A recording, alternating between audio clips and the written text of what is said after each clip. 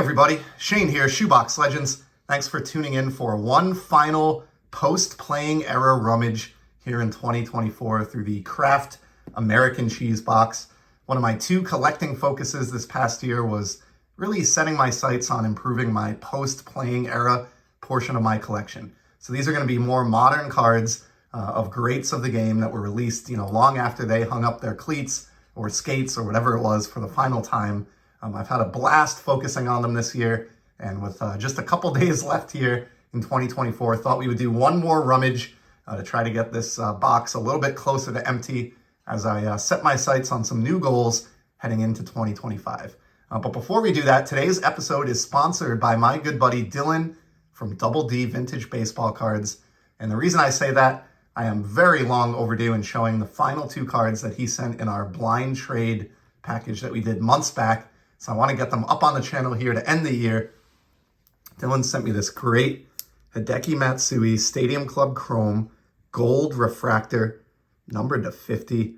This is from the 2022 release. Look at the outlining on the player here against that black background. And of course, he is celebrating here with the World Series trophy and his World Series shirt. Just a great shot. Dylan is a huge Matsui collector, Godzilla, and was kind enough to bestow upon me this beautiful example. He knows I love Stadium Club. He knows I love gold numbered to 50. And this will be a cherished card, knowing that it came from his collection and a good hobby friend in Dylan. There's a little bit of glare, so we'll leave that one down for now. And then the other card that I'm overdue in showing, the final card from our blind trade. Check this card out. From the 63 Topps release, he sent me this gorgeous Frank Robinson. And this is exactly how I like to collect my vintage, as Dylan knows well. A PSA 3, but one that has really almost perfect centering. I would expect nothing less, of course, coming from Dylan, who is known for that. Love the smile here. This is a card I've never owned, but a player who I respect a tremendous amount, and just really, really pumped to get this into the collection. I think this was part of a display that Dylan had done, thus the Velcro on the back of the case here. But just a really clean, awesome copy of the man who won an MVP in both leagues and was just such an admirable player and manager and really devoted his whole life to the great game of baseball. So Dylan, a much belated thank you for those final two gifts. And with those being cleared out of the way, let's get through the final post-playing era rummage of 2024. Take a little tape off this one. Fitting that I would see this one spill out of the box because it's a card that you've seen numerous times here on the channel from the 2023 Panini Prism release. Check out this Bob Feller. This is the green scope. Just wild finish on this. These are numbered, I think, to 75. Yeah, 52 of 75 on the back. Apologies for the glare. And I've said it many times before, but I just love this image. This is one of the greatest cards in the 2023 Prism release, if you ask me. So scooped up a bunch of different versions of that. Just because they were really, really dirt cheap. Being an unlicensed set, but I love it nonetheless. Next up, here's another Panini card from 2023. This is the Mosaic, I think, Prism Refractor of Shoeless Joe Jackson. How awesome is that? It's got like that fish scale technology going on there. And I've mentioned this before. I've shown a few of these post-playing era Shoeless Joes, but it's fitting that this comes out in the final rummage of the year because he's somebody who, on my current budget and with my life situation being what it is, I can't afford his playing era cardboard right now. But this is a nice fill-in and somebody who I want represented in my collection, even if I can't, spend $20,000 on his Cracker Jack card from 1914 or anything like that. This was like $2, so good placeholder there. Let's go to the right side of the box for a change here. And we've got our third Panini card in a row. I guess that was a common theme. They did a good job last year in 2023 and here in 2024 getting these retired players featured. And this is one of my absolute favorites, Buck Leonard. His lone Panini Prism card that he's ever had. I love that it actually states the Homestead Grays right on the card as the team. And I have many versions. I really collected the rainbow of this card and went kind of down the rabbit hole on this card and Cool Papa Bell, both of whom were on the 2023 checklist. This one here is a red Prism, numbered to 199. So that's a double, but I do have a Z Folio, shiny baseball Z Folio, where I'm storing bunch of these Prism and other really awesome looking baseball cards. So that will be resident in that album. We keep the Panini streak alive here. Check this one out. A Sam Rice from Panini Select 2023. Somebody with a really tragic life story, but overcame a tremendous amount of adversity and personal tragedy to put together a Hall of Fame career. I admire him so much, and it's fitting that I would pull this one in an episode sponsored by Dylan, because Dylan is the channel where I first learned of Sam Rice and his story maybe 2 or 3 years ago now, and I've been collecting his modern cards ever since. This is a gold foil, I think, but gold in Panini Prism is numbered to just 10. So check that out. Copy 3 of 10 on the Select Gold Sam Rice. Super cool. Can we get something here that is not Panini and break the streak?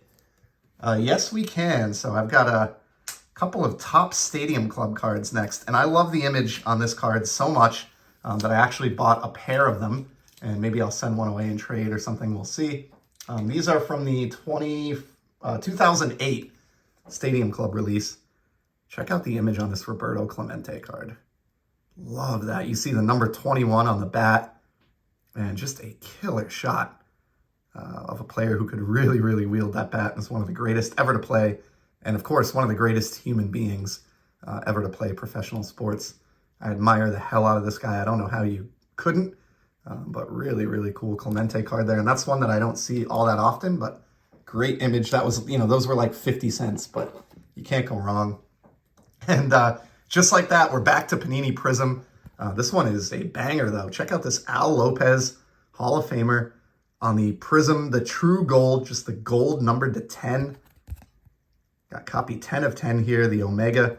And I love this one. Not only do I love these Prism Golds to 10 of these retired players, I think they represent a really good bargain in the hobby. This was had for around $10. And this is also kind of a team color match for Pittsburgh.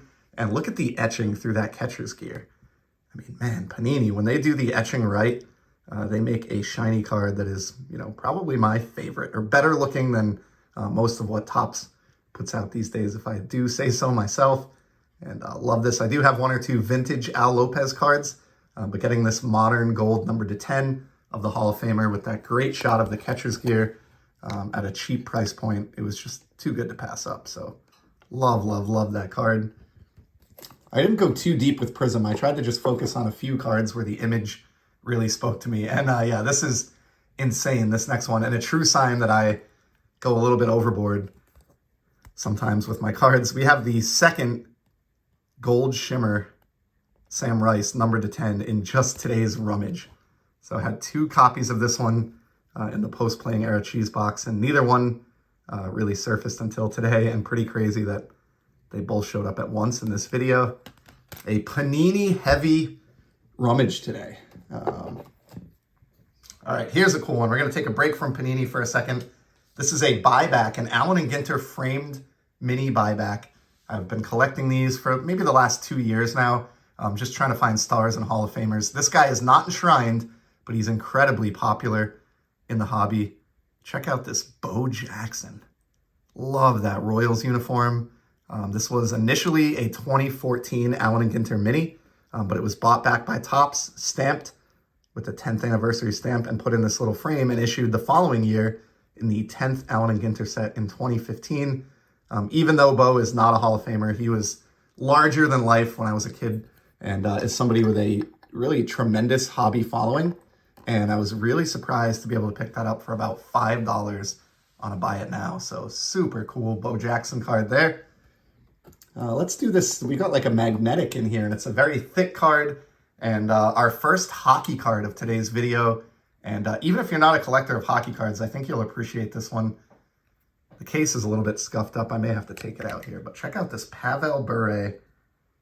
This is a Remnants hockey stick relic. These are my favorite relics in all of hockey cards because the sticks just have such unique pieces and artwork and color on them. So this here is an actual chunk of Pavel's hockey stick, the Russian Rocket, Hall of Famer, one of the fastest players I've ever seen in my life. And somebody who has a really, just like Bo Jackson, who we just saw a moment ago, like a rabid fan base. The only reason I was able to get this card for my Remnants hockey stick relic collection is because it went up as a buy it now, and I saw it almost immediately at a really good price. If this had gone at open auction, I'm confident that I would have been blown out of the water on that purchase. But as it stands, was able to add a beautiful Pavel Bure stick relic to my collection. And shout out to my buddy Rob over at Bucks and Six, who's really the only Canucks fan that I know of in the hobby. Back to baseball here for the next one, and this is a really cool shot if I can get out of its baggie here, featuring Jackie Robinson.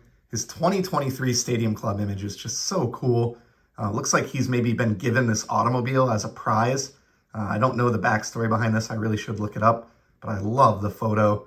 This is like an orange or orange foil parallel. It is serial numbered to 199, which you can see on the back here.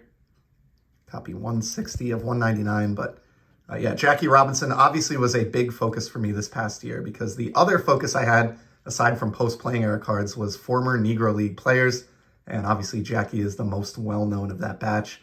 So this one may find a home in my Negro League Z Folio tribute album that I've been building up.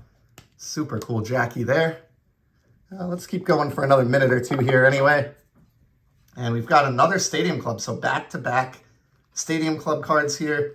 And another player, this guy from the dead ball era, one of the all-time greats. And another player, much like Shoeless Joe, where as much as I would love to, I can't really afford his playing era cardboard at this point. But check out this Honus Wagner. This is the 2023 Honus Wagner rainbow foil board. And the case is a little dirty here, not really doing it justice, but this is a gorgeous Wagner card. I mean, absolutely love this. Maybe my favorite modern parallel. I've done a whole episode, a countdown on these a few months back here on the channel, and continue to try to hunt these down. I know a few hobby buddies of mine are into these as well, and they are always numbered to 25. I have copy 21 of 25 here on the Wagner. So with apologies to Bob Feller, we'll put him front and center. That is just a fantastic looking Honus Wagner card. Love those rainbow foil boards. I've kind of slowed down a little bit on picking them up, but I always have one eye open for those. And then here's another Panini card. Cool Papa Bell from the Select release. This is a white prism with that white border. These are serial numbered to 149. You can see just above his name there. Cheap card, like a buck or two. And another one that may fill out a portion of my Negro League Z Folio. We'll see how that goes. Working hard on building that album out here as the year winds to a close. And then let's do, we've got yet another Panini card today. This is just Panini Madness from the Select release. Another one of these gold numbered to 10. Sam Crawford. Check that out. I read a couple of books about the dead ball era earlier in the year, and it really motivated me to go out and get some modern cards of these guys. And yeah, I mean, I just can't say enough. These golds numbered to 10. Here's another one that's the Omega 10 of 10. They're just not easy. And I understand that people that collect Sam Crawford would prefer to have a playing era Sam Crawford card. I get that. But I do think that these are kind of sneaky, awesome cards, and they maybe have some room to grow value-wise in our hobby in the future. Just being gold, which is classic, and just on a limited print run like that, 10 copies. And again, I was scooping these up dirt cheap. This one cost less than $10 for that Sam Crawford, so love that. Let's go to the right portion of the box, and we'll finish off with this one today as we approach the 15-minute mark from another of my favorite modern releases, Topps Gilded Collection. This is the 2023 Gold Wave Roy Campanella, numbered to 75. Some great action there with the wave really kind of lighting up the crowd behind him. I have numerous versions of this. Roy Campanella doesn't seem to get a lot of love on the modern front. You know, certain players like Babe Ruth and Jackie Robinson, their modern cards do very, very well. Roy Campanella is not one of those players. You can get his modern stuff really, really cheap, in my opinion, when you consider the career that he put together and kind of the legend behind his personality and everything he brought to those great Brooklyn Dodgers teams after beginning his career in the Negro Leagues, of course. So Fantastic card to end today's post-playing era rummage and our final post-playing era rummage of 2024. So thank you so much if you stuck it out for this one, or if you joined me for any of these rummages in the past year. I'll probably do a little bit of spillover and maybe try to knock out the rest of this box sometime in January, just so I can get it emptied out and repurposed for something else here in the hobby in the coming year. But for now, appreciate you stopping by. I hope everybody's enjoying the hobby, and I'll be back soon. Take care.